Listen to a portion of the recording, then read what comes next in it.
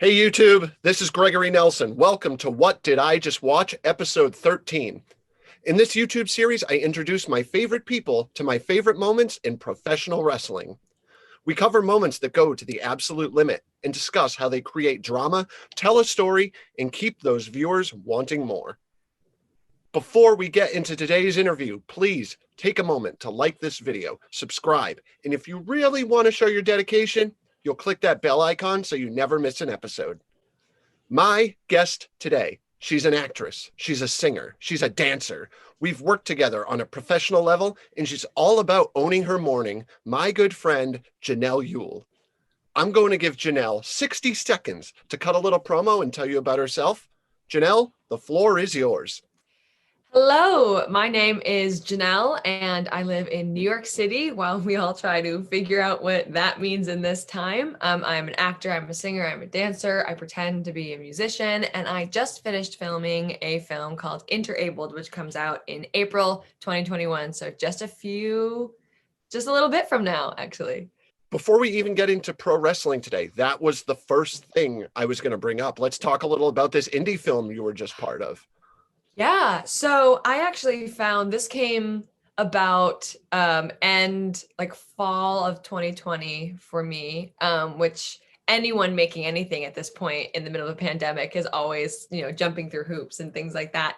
And I met these incredible people, and it is called Interabled. It follows a character named Tim, and he finds himself in an interabled relationship with a young woman in a wheelchair and explores all different kinds of issues with anxiety. There's so much representation in the film, and it's a lot of heart, and it has now a mind of its own, and it's kind of just creating itself as we're finishing up editing it. So please watch it. There's also dancing, so it's a dance film. Everything I've ever wanted in a film, here it is. So I'm really excited. Awesome. All of that information, especially a trailer to this film, will be in the description below. Go check it out. Another thing I just want to catch up with, as an artist, how do you pass the time during COVID? Oh, well, it's a little bit of everything and a little bit of nothing. I recently got back into dabbling into some classical piano I used to do as a child. But since I've been doing lots of yoga and meditation to try to get my artist self to come back out in a time where, we're just in four walls all the time. Yeah, crazy. I'm doing this. I'm playing video games, Yeah. and I'm trying not to die right now. I did bring home my GameCube. I brought it to New York. We did talk about that briefly. Let's talk about it. I brought it home. Let's talk about the game that we talked about recently, because it's one of my favorite video games. Legend of Zelda, Majora's Mask. Oh my God.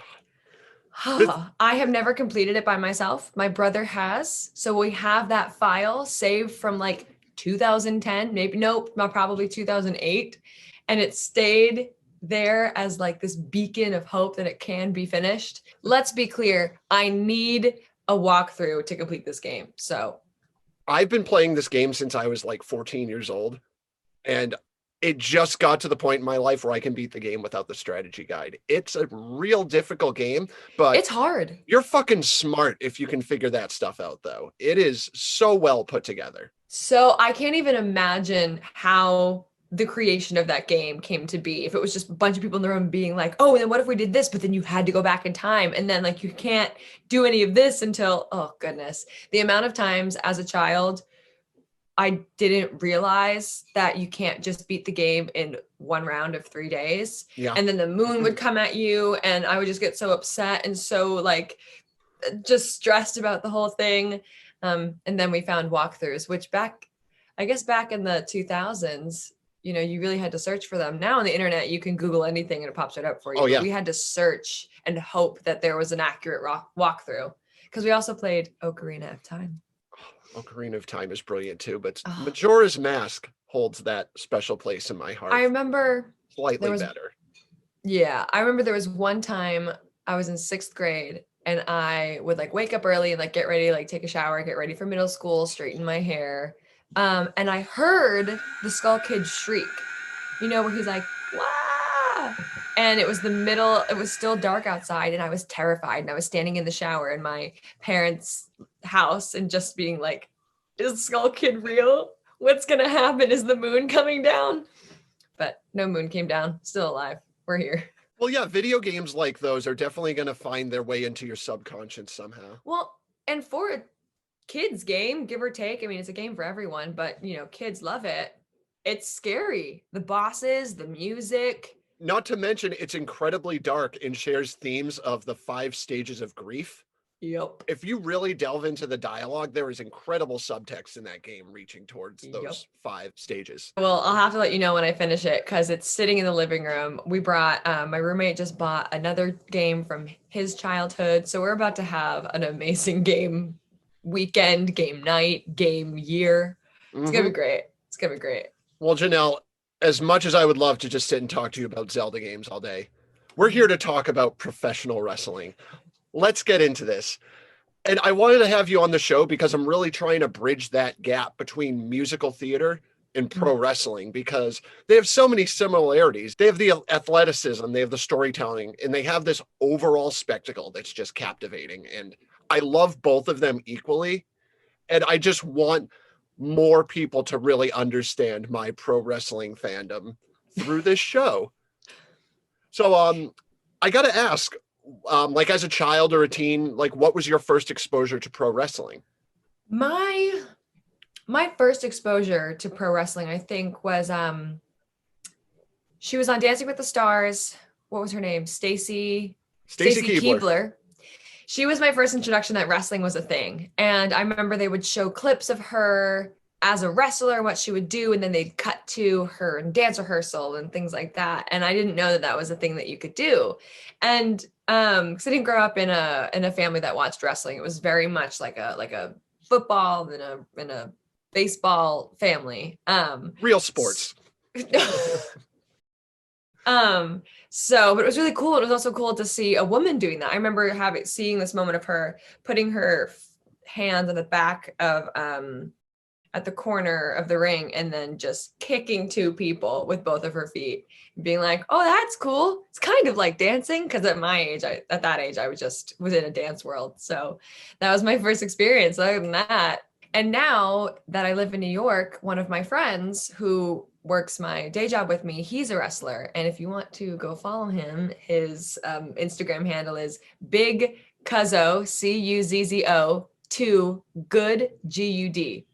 I don't know if that makes sense from me speaking it, but I'll have his info in the description. So now that I'm, entering into the world of wrestling, when he says I have a show to do, I'll know exactly what he's talking about. Mm-hmm. And independent wrestlers, they're doing those shows just as much as like an actor or an actress doing work on Broadway. They're doing those shows every day, sometimes twice in one day. Mm-hmm. I mean, they're not doing your weekly television programs, but independent wrestlers are really out there grinding, trying to, not to mention he probably works a full-time job too. Oh yeah. And it's a grind. I mean, we're kind of in the same boat when it comes to making a name for ourselves, making a presence. You have to make a brand. Yeah, getting our foot in the door. And as talking with him and even learning a little bit of what I know about this now from you, they're really so similar. They're almost next door neighbors when it comes to industries. Oh, absolutely. Except one industry is capable of unionizing and the other isn't. Yes. We could get more into that as well. I'll send you an article later. Maybe we'll just have a sidebar about that another time because that's a thing going on right now. Alrighty. Janelle and I are going to get into a few key moments from 2014 and 2015 today, specifically revolving around the Shield. Sierra, Hotel, India, Echo, Lima, Delta, the Shield. Dean Ambrose, Seth Rollins, and Roman Reigns. 3 future stars that were creating buzz in NXT. They premiered at Survivor Series 2012 and made an immediate impact on the wrestling industry. I showed Janelle 3 clips before we recorded today to really set the stage for what I'm going to show her in our main event match. So our first clip is The Shield. just laying waste to anyone who stepped in their way. And this was just in a 2-minute clip, pretty much like highlighting their career as a stable together. Janelle, what did you think of this? I had never seen anything like this before. Usually from any clips I've seen, it's 1 versus 1 in the ring. So all of a sudden having 3 standing there, I didn't know what was about to happen. And then one of them brought out a chair and they started going at each other. And I didn't even think that was something that could happen. And as I was watching, I would flinch and I was like, "Ooh, it's a chair. How are they not getting hurt?" And obviously there's probably a little bit of hurt going on. But what was able to get me through was the fact that as an actor, I know when I've done fight choreo, obviously this is a little bit different, but I don't actually want to injure or kill anyone that I'm up against. So I knew and could find safety in the fact that they weren't actually trying to kill each other. So that made it a lot more fun to watch when that was off the table. Yeah, as a new wrestling fan, once you really get past that, it's not real, but it could be real thing, you really start to settle into it, but that makes it more enjoyable for you too. I still cringe when I see chair shots today. And like just some of them are so good that like they really keep those fans that have been watching it forever. They keep us still involved, and I love it. Oh yeah, and there were moments, especially I can totally see where the two, performing in live theater and wrestling, I can totally see how they're hand in hand because some of it is planned, but that there are so many things like any live performance that can just happen, and that's what makes it so magical. And so I was watching and be like, "Oh, do you think did they plan that, or was that accident, or was that something that totally happened organically?" And it made it super thrilling to actually know that both existed in the same time. Yeah. I mean, as you watch more and more too, you definitely point out the botches, the stuff that's not supposed to go that way. And like just watching it with like really smart wrestling fans, like we'll all point out a botch right when we see it.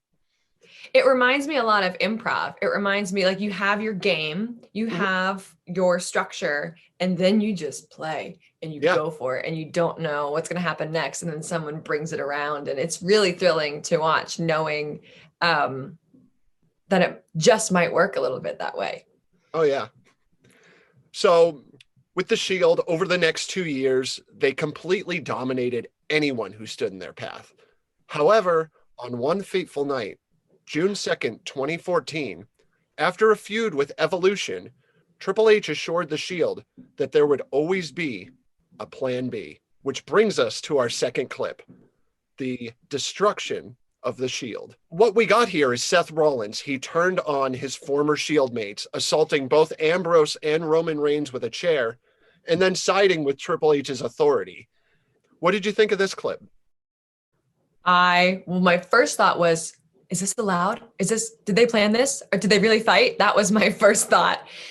And then after that, I couldn't take my eyes away from the screen. There was just so much going on. I actually thought, since they dressed similarly enough, 2 of them had long hair, I thought one was the other until he turned around and had half of his head blonde. So I was like, okay, now I know who I'm looking at.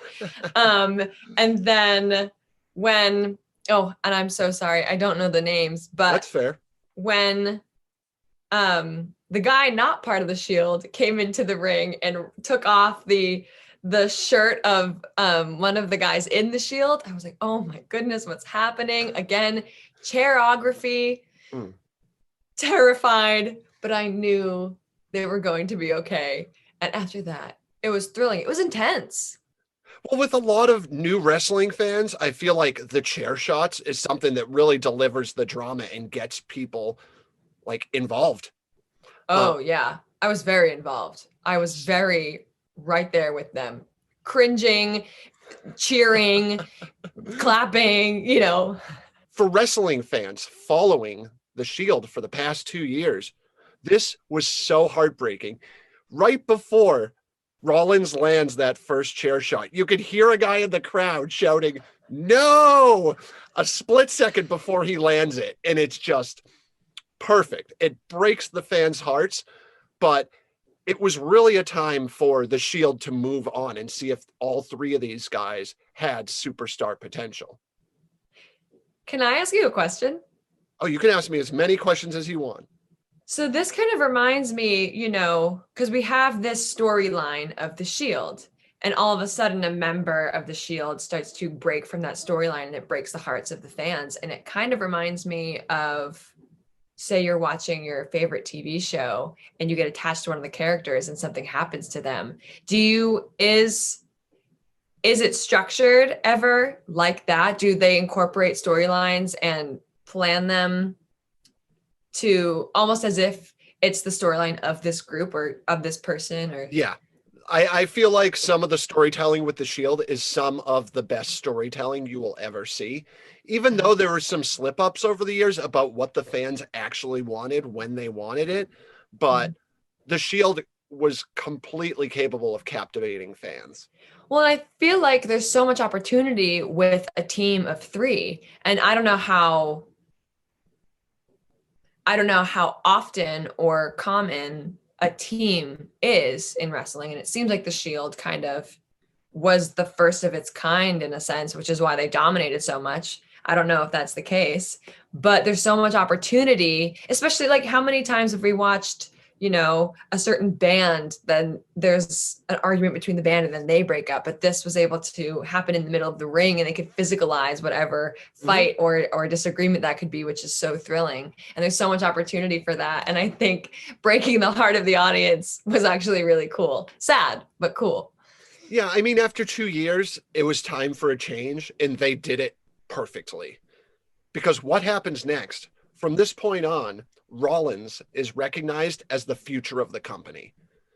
Now, let's get into this plot device that has really become my favorite plot device in pro wrestling, the Money in the Bank contract.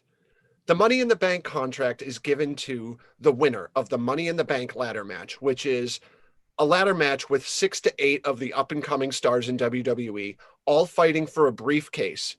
And in that briefcase is a contract that gets them a world championship match anytime, anywhere, over the course of 1 year. Our third clip is footage from the 2014 Money in the Bank briefcase ladder match. I was there live for this match. I was really drunk and don't remember a whole lot of it from point to point. And every time I watch it, I just really enjoy it more and more because I'm like, oh, I missed that the first time because I was drunk. The rules of the match, 6 to 8 men, ladders are allowed, chairs are allowed, no disqualification. First man to climb the ladder and secure the briefcase wins the contract. So we watched this in a 3 to 4 minute clip of highlights because we didn't really have time to watch a half-hour ladder match today. With so much more to talk about, we just didn't have the time. What did you think of this clip? I didn't know that you could use props so often, so thrillingly in wrestling. I'm used to, body on body. And then in the clip that I watched in preparation, then there was a chair and I was like, oh, there's a chair. And now with this fight, we have something hanging up top that is the ultimate prize. It's King of the Mountain. We have ladder 1, we have ladder 2. Maybe there was a third ladder if I wasn't looking closely enough. And then the way they used those ladders was mind blowing. I mean, the one image that I remember specifically, they were climbing up to get to the money at the top, and there was one ladder horizontal laying on one of the steps, one of the rungs of the ladder. Mm-hmm. And then one threw another guy on top of the ladder, and then the ladder bounced and then bounced back onto the floor of the ring. And I mean, mouth open, eyes wide, couldn't look away, didn't really know what I had just seen, but it was awesome.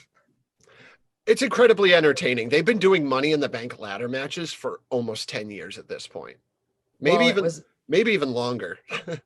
Well, it was my first one, and wow, I know why they're doing it for a long time. You didn't even watch the full match. Oh my, I'll have to. Now I want to. This contract has actually been a thing for such a long time. It started at WrestleMania, and it turned out to be so popular, they turned the Money in the Bank concept into a full-fledged pay-per-view. And it's even got to the point where the women have a Money in the Bank ladder match as well. So I will get you all the clips. You also have the access to my WWE network, so it's all yours. Thank you. So this match, it's nonstop action. We have two stories going on. We have Dean Ambrose and Seth Rollins from The Shield, who just beat the crap out of each other in a personal manner during this match. But then you also have 4 to 6 other guys who also want a chance to be the World Heavyweight Champion. So after all of this, there's like ladders flying left and right. Rollins is alone in the ring. He begins to ascend the ladder, and then Ambrose hits Rollins once, twice, 3 times, 4, 5, 6. He hits him like 9 times. You get the idea. Ambrose is alone in the ring with the ladder set up, and he begins to climb. And then suddenly we hear the pyro and entrance music of Kane. Kane, being part of Triple H's authority regime, sprints down to the ring, hitting Ambrose with a chokeslam and a tombstone pile driver. And then he just holds the ladder for Rollins to climb and grab the briefcase and get a shot at the World Heavyweight Championship. It's insane. It's all over the place.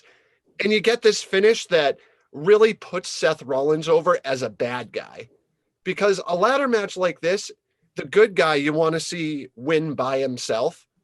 But your bad guy is going to find out some, messed up way to win. As most bad guys do.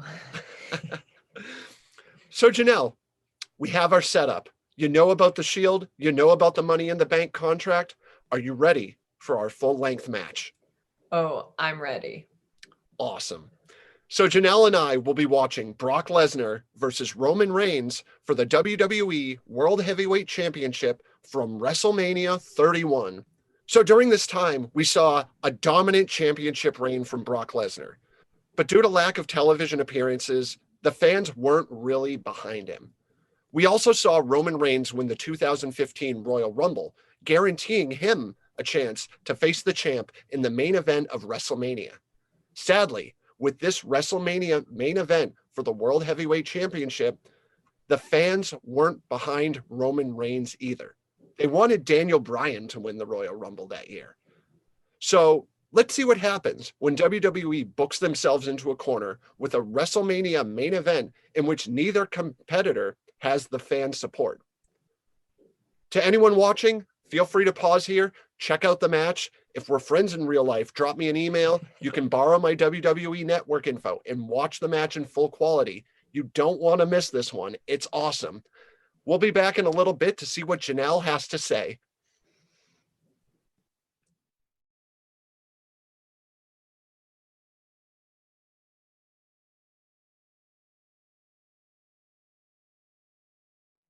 And we are back. Janelle, questions, comments, concerns. Let me have it. So many questions. Hear me out, hear me out. WrestleMania, the musical. It would have to have the right lighting, but yeah, I think I can get on board with that. The right lighting, the right cast. In the round though, come on. I mean, let's do it. Let's do it. First show back. Okay, so many questions. How did Brock and Roman know that Seth was going to come in? I don't know if you have the answers to this, or if you're supposed. So they knew. So that part is like scripted. So there's a very interesting story about how this happened, actually. Earlier in the night, Seth Rollins had a one-on-one match with Randy Orton, which he lost, but it was an awesome match. Vince McMahon knew he had himself booked into a corner with the main event. And halfway through WrestleMania that night, they made the decision to have Seth Rollins cash in the Money in the Bank contract. So originally, Roman was supposed to win that match. But halfway... So they do secretly, obviously the audience doesn't know, but they secretly decide the journey. Oh yeah, that does decide. It's television, it's movies, it's theater. I wasn't sure, so that's why I was like, I'm confused. I don't know what's happening. How me like the whole time. Okay. But they didn't know. Oh, that is so cool. Oh, that is awesome. So we'll break it down from the top. We'll get into a few great moments in this match, but few things beforehand. We learn that Roman is the member of this Samoan dynasty in professional wrestling. He's part of the Rock's family, and he's trying to live up to his name. And then we have Brock, where he just really doesn't give a shit about you. He's a former NCAA wrestling champion. He's a former UFC champion, multi-time WWE champion, absolute beast. And for what Brock brings to the table physically, Paul Heyman, his manager, brings that same energy and intensity on the microphone. What did you think of Paul Heyman? Oh, I thought he was hilarious. Well, I wasn't sure who he was at first. And then you were like, wait for him to speak. Let him speak. And then speaking into the microphone, I was like, okay, I see what I'm looking at now. But it was later on in the match when he's at the edge of the bottom of the ring, like praying, like gasping for air. That's such a cool, like fun element where he kind of is like the Greek chorus for the audience in a sense. Oh, he's so brilliant. So brilliant. It was so cool. And I had never seen, like, what do they have, a partnership or? It's his manager. It's his manager? Yeah, manager and client. That's just so, like, such an involved manager in the persona, which is so cool and adds to, he's so tough and he's so intense that he doesn't speak. His manager has to do that for him, kind of thing. Like, it's so awesome. Brock also has this lisp that makes him sound not as tough, so it makes sense why Paul Heyman has the vocal skills to pull off this character. I wonder if there'll be a character that reclaims the lisp and all of a sudden the lisp becomes super, what's the word I'm looking for? Accepted? Accepted. Intimidating? Intimidating. It becomes like one with intimidation, like lisp and intimidation. Cause didn't, I think in Spain back in the day, wasn't there this king that spoke with a lisp, and so then it got incorporated into the dialect? I'm gonna do my research and let you know. Feel free to not include this in the edit if I'm wrong or being offensive, but I think there's a specific dialect of Spanish in Spain that speaks with a little bit of a lisp because of this king. That was like hundreds of years ago. Maybe we'll get a new up and coming wrestler with a lisp who'll, oh my goodness, equate a lisp with dominance. Really interesting thing. This match was 5 years ago. Do you know who Paul Heyman is currently managing on WWE? No. Roman Reigns. How'd that go down? It's some of the best storytelling going on with Roman Reigns, like ever. He's doing this awesome Samoan dynasty thing. Roman doesn't have to talk and like fuck up every single word he says. So he's got Paul for that. And it's just so well done. Wow. Was there drama? Is that how that happened though? Well, it turned out, Brock hasn't been present for COVID tapings. He's pretty much taken the year off. But Roman's been back and kind of taking that top slot. And I think with what he's doing with Paul Heyman right now, absolutely works. I'd love to see Brock versus Roman again down the road, but it's still too soon because this match is great. So these entrances, we see Roman coming out in typical like Shield fashion. It took him a real long while to really drop that Shield gimmick. Like he still wore the SWAT gear. He still came out to the ring through the crowd. He still came out to the same music while Ambrose and Rollins were off doing their own thing, new theme music, new attire and all that. And it's something that really made me unable to like Roman for such a long time because he's not dropping that gimmick and reinventing himself. Until now, what he's doing now is great. Yeah. After this, Brock comes out. Brock has this huge entrance. He's got pyro. He's got the fans popping for his music. He's just a massive dude. He just comes out to the ring and he just seethes his own presence. It's just amazing. Yeah. And the fireworks were awesome. They were huge. Like, I can't wait. Like, I want to go when everything reopens. I want to go to a match with you. I want to be in it. I might not always know what's going on, but I have a taste now. You're making a fan in me.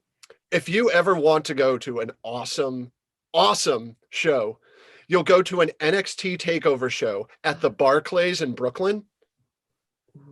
I went to NXT TakeOver New York last year at the Barclays, and I freaking could have died after that. It was the happiest day of my life.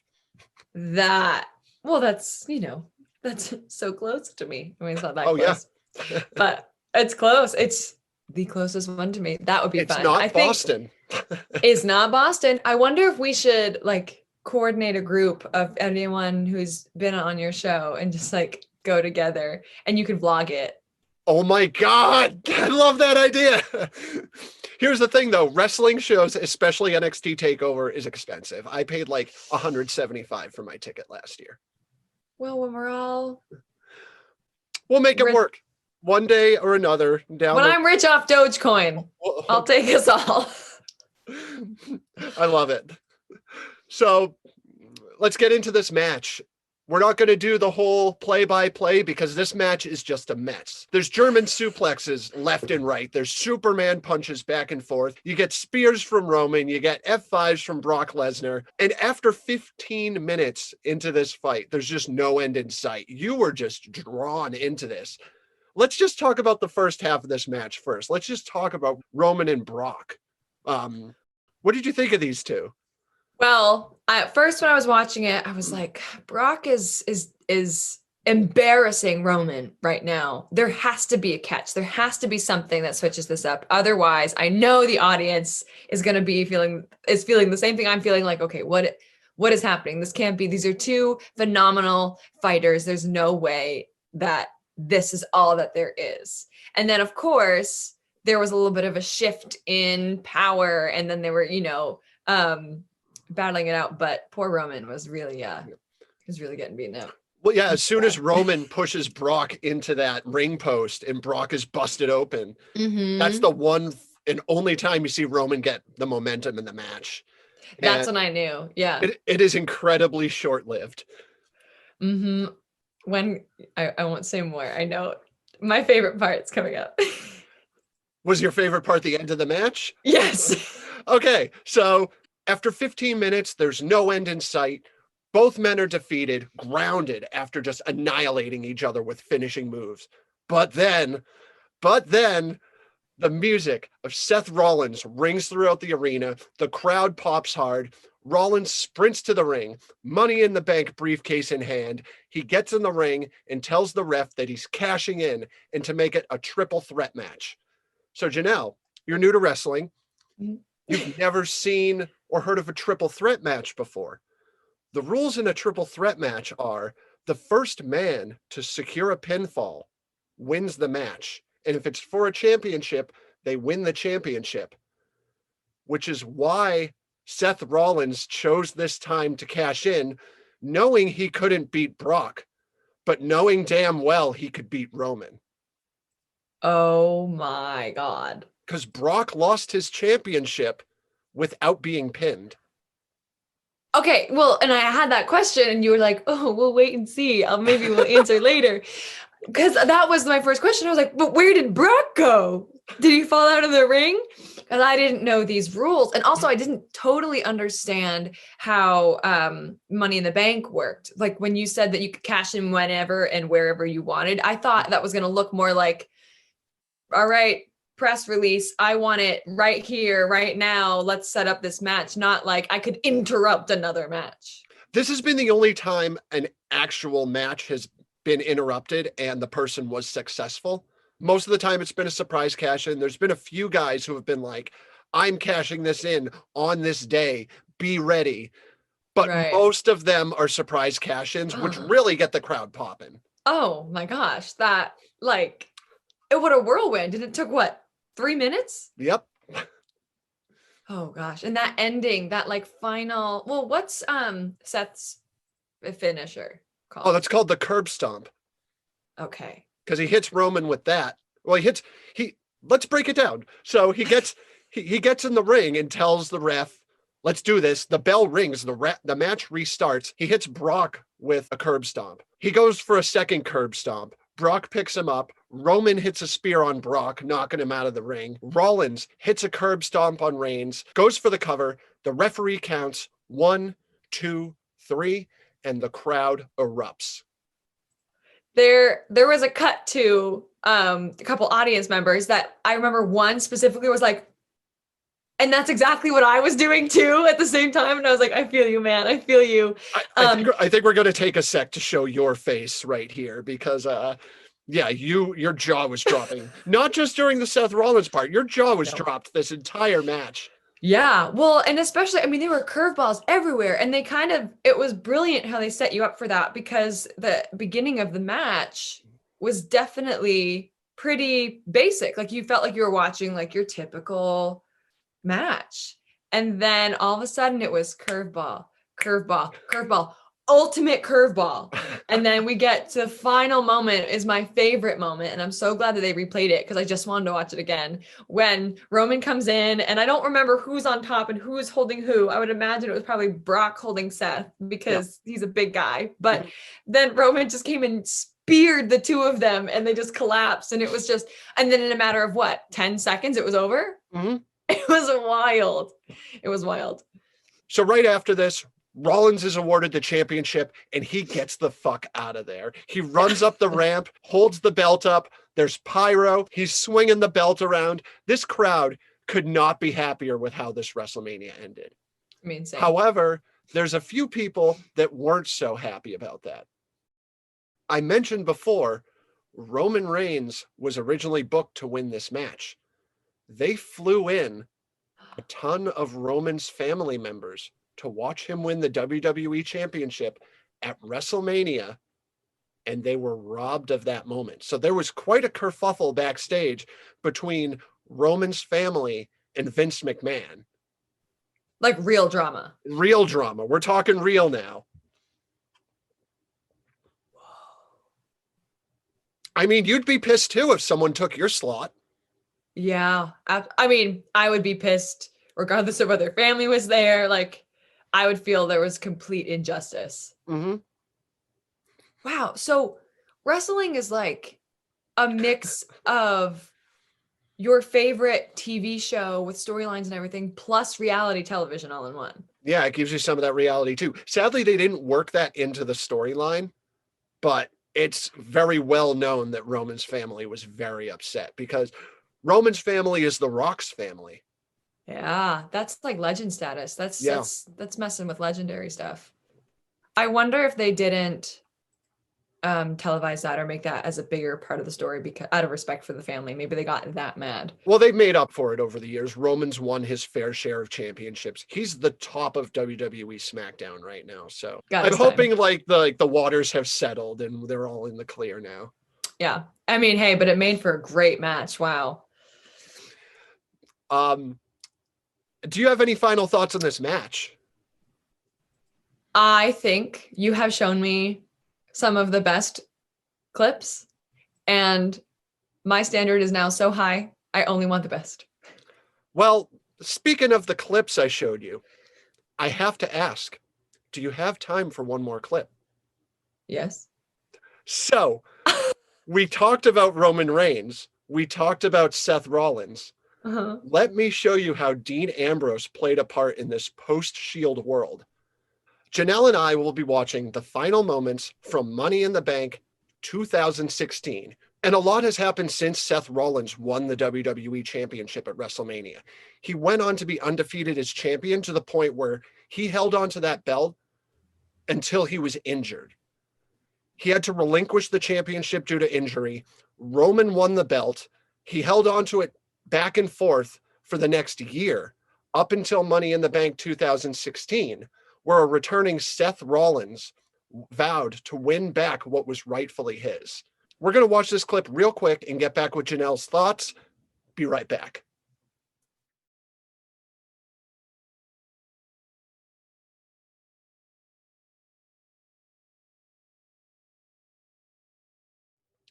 And we are back. Janelle, you weren't expecting that one, were you? No, I think you cashed in your Money in the Bank on me. That's got to be one of my favorite cash-in moments. It's becomes so cool. Like such an awesome concept, and fans just love it. And like it made me a wrestling fan again years ago, and it's just such an awesome concept. I love showing cash-ins to people. I gotta say, like I said, you are spoiling me in my exposure to wrestling, and now I only want the best. That, it's hard. It's really hard, but like a lot of stuff I produce on this show is the best, or has some substance worth talking about to it. Hey, you are creating a group of fans now, new fans with super high standards, and I don't think there's anything wrong with that. Just don't watch Monday Night Raw if you're going to start watching wrestling. It's awful. Oh no. So Got it. So from this little clip we just watched, we saw Seth Rollins and Roman Reigns beating the crap out of each other, hitting each other with spears and pedigrees back and forth. Rollins comes out on top. He's celebrating in the ring, and then we see Dean Ambrose's music hit. The commentary, they make it very clear that he won the contract earlier in the night. Rollins is ready. He's looking up the ramp, ready for Ambrose to come out to the ring. But no, in classic Shield fashion, Ambrose came through the crowd, hit Rollins with a suitcase, and then told the ref that he's cashing in. By the time Rollins is to his feet and Ambrose is in the ring, the bell rings. Ambrose hits Rollins with his finisher, the Dirty Deeds, goes for the cover, and the referee counts 1, 2, 3. As you mentioned during our watch along, you mentioned it's a great way to keep things fresh. Oh yeah, and especially so as a newbie to wrestling, I don't know Dean Ambrose's music. I knew that, the theme is Money in the Bank. I knew for, us today, I knew that something was going to happen. Someone was going to cash in. And you had told me like, I have a new clip for you. It's about this. Let's watch. But I didn't know, everyone has recognized Dean Ambrose's music, but I didn't know. So there was that added element of like, okay, how is this happening? What is happening? Where is he coming from? And he comes from behind. And, it was, it's very fresh for me at all times. So this is just like, what an elevated experience of like, oh my God. And he's coming from there, but now he's on the ground, Should I also mention that all three members of the Shield held the WWE Championship in one night? Yes, they did. Very interesting. Yes, they did. Part of that as well. I think so. Wow. So I don't have any more surprises for you. That's all you're getting today. But do you have any final thoughts, questions, concerns? I have now been exposed to a whole new world. This is awesome. It is like your favorite TV show. What did I say earlier? Your favorite TV show. And you mentioned that it mixed with the aspects of like reality television as well. Oh yeah, because you don't know what's happening. There's personal like drama between the fighters. You can see it in the eyes, and it's well, the best of everything.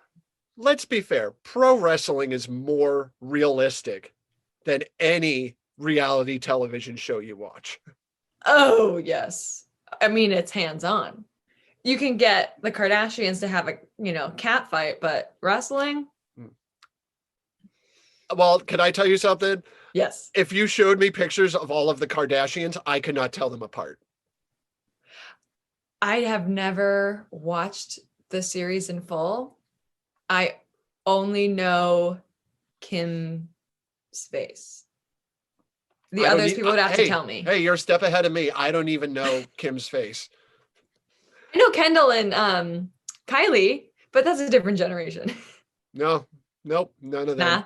No. So yeah, you have opened Pandora's box a little bit. And I feel so proud that I can now know what I'm talking about and be like, oh, well, have you seen this match? I have. Oh, this is just the beginning too. Like, imagine how much I've learned watching wrestling for 15 years. I can't wait for us to finally get back to doing a show together and being able to talk about this, or we'll be like underneath the stage and talking about this. Well, next time I hope to do an episode of this with you in person, hopefully while we're working on a show, because this was so much fun. And I really want to have a chance to, elevate this show to a more like in-person interview type of thing. You could have cast reactions. David Coffey also plans on being back. So let's do it. All of that being said, all Kardashians aside, thank you again for being on the show. Thank you so much for having me. This is an absolute blast. Yeah, this is a great catch up too, because I haven't seen you since last Christmas. An actual year. Oh, gosh. Christmas 2019. Oh, so sad. To those of you still watching, give Janelle a follow. Go check out all of her stuff coming out soon. It's all in the description below. Don't forget to like this video, leave a comment, subscribe. It's all helpful, I swear. Finally, I don't want to be doing this forever, at least in this format. I want to get back to work. So stay safe, stay home. If you go out, wear a mask. Don't be a dick. And, just support each other. Thanks again for watching. Take care. Bye.